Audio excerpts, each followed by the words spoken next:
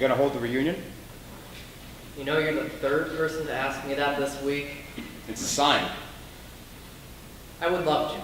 Honestly, Sully, I just got a lot going on like that. So do I. Melissa's like 7 months along. It's now or never, man. I can't travel 600 miles with a newborn. You know, these last couple months in country, talking about a reunion where we could party and drink and have to salute, no offense. That's what kept me going. Been about the only thing. I know.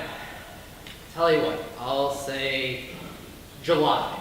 I'll get some commitments from the guys and I'll throw something up on Facebook about a 5-year reunion. 5 years. I know. You know, it's funny. I remember the first year back home, I'd look at the calendar every day and remember where I was the year before. Every mission, every patrol, and how I can't hardly do it. The dates blend together and make the whole war seem like one long, boring, bloody day. It must be nice.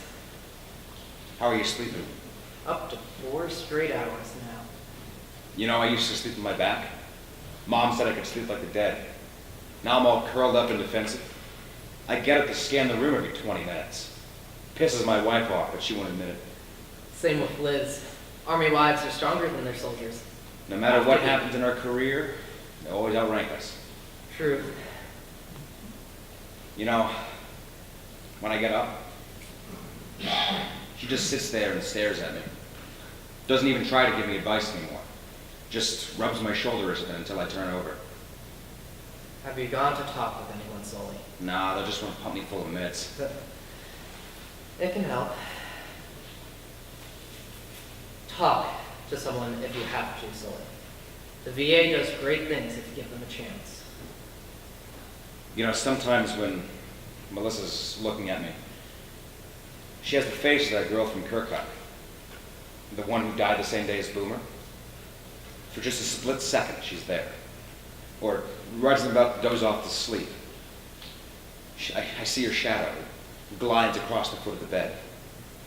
I know it sounds crazy, Ty, and you have to promise not to tell the other guys, but I think her ghost is following me. You should talk to someone, Andrew. Melissa's pregnant with a little girl, and I can't help but think, What? I don't even deserve to be a father. Don't do that to yourself. You know, the thing is, I don't know how it happened. I can't remember. For one thing, it wasn't the same day Boomer died. It was the week before. And trust me, you're lucky to be a little fuzzy on the details. Wait. What do you remember? Just seeing her fall. And Boomer's words about how we weren't the first to invade and how we weren't going to be the last. Curse of the writer, I guess. Remembering words, but not what happened. But there's one thing I learned from you, Sully. It's that we're free to make up our own stories. I'm sick of that. What happened? We cornered AQI in an Exodom compound. We'd almost eradicated Al-Qaeda from Kirkuk by then. It was their Alamo. In your squad sector, a little girl ran out into no man's land holding an AK. She pointed it at you and Boomer, but no one would shoot back. I watched as you and Boomer hid behind a pillar giving each other what the fuck was. The girl then started crying, looking back towards one of the windows, pleading with someone. We knew where our target was. I ordered shields to fire the 203 from the other end of the compound. It was a perfect hit. Took out 3 top AQI chiefs with it. It was a successful mission, Sully. So Shields killed her. No. She ran and hid. Do you remember what we were going to do if we couldn't take the compound? No. We were going to blow the pillars to block them in. I ordered Boomer to rig the C4, and after Shields took out those guys in the room, a couple of trucks came barreling in from the other end of the courtyard. I then ordered you and Boomer to fall back so I could flip the trigger on the C4. We needed those men alive. The girl. She ran and hid behind one of the pillars. Boomer set the charge. And I boomed.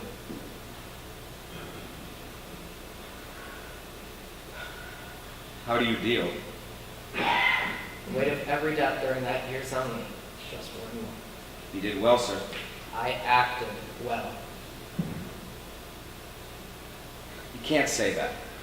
You can't act a platoon to safety. War's real. War is politics, but on a larger table. You of all people should know that. Politics is a shit ton of acting. It's not unlike your stories. Being able to create your own reality, I envy that. Didn't work out so well for Shields. Fiction is liberating, but only when you know when you're doing it.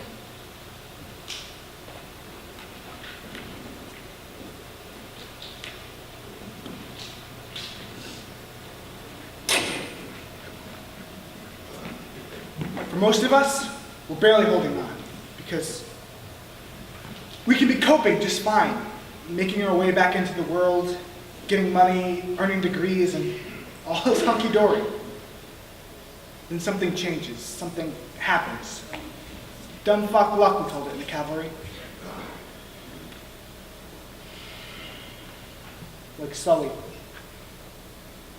losing his baby girl.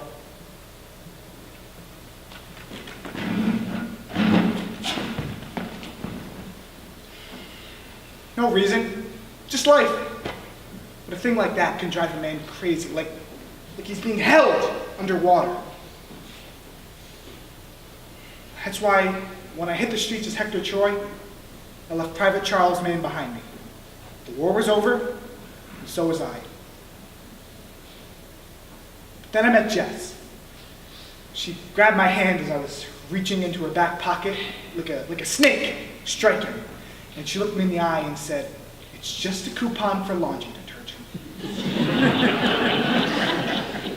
We were married within a week. Impulsive, yes, but you weren't there. I had been living life as Hector Troy for about a year, and she got the truth out of me in 2 days. It was then I knew I had to marry her. I got my old name back, got a job in sales. We just bought our first house in Queens and had our first baby last summer. A success story in all this mess. Why wasn't our child stillborn? Dumb fuck luck. LT called me up late one night, asked if I was sitting down, and said one of the guys had done it. In the Army, done it means suicide. A couple of guys from our first platoon had done it right after we got back. I knew about them, so I guess Shields, obviously. He told me, Andrew Sullivan. I wasn't sitting, but I found a chair quick. He wasn't successful, thank God, but we were going to get together and meet him if I was in. We were just talking on the phone a week earlier. He said he was writing a novel about the war. He wanted me to be a character. I said there were plenty of guys in the 463rd he could jump from. I wasn't story-worthy. I worked in sales now. I could get him a 5-year fixed rate on natural gas, but that was just about it. I asked him if he was going to write about the time an IED threw him up into the air and landed on the ground and ran away.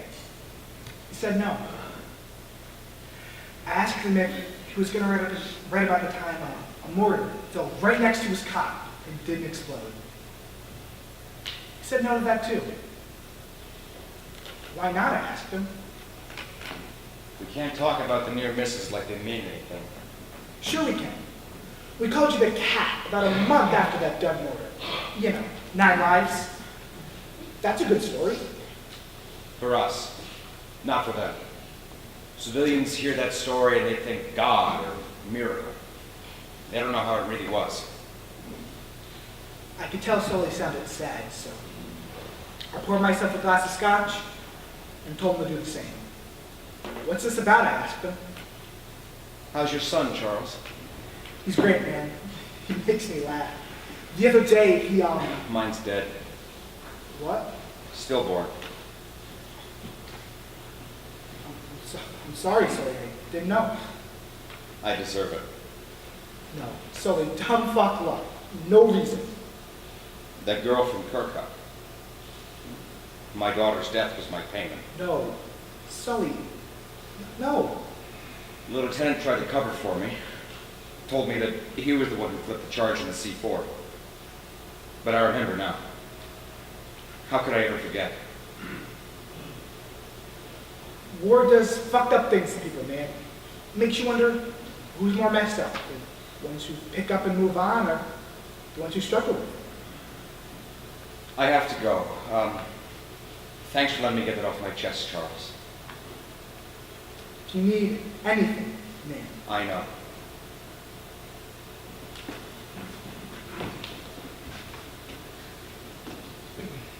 Should have called him back. Sometimes man needs space. Sometimes a man needs space.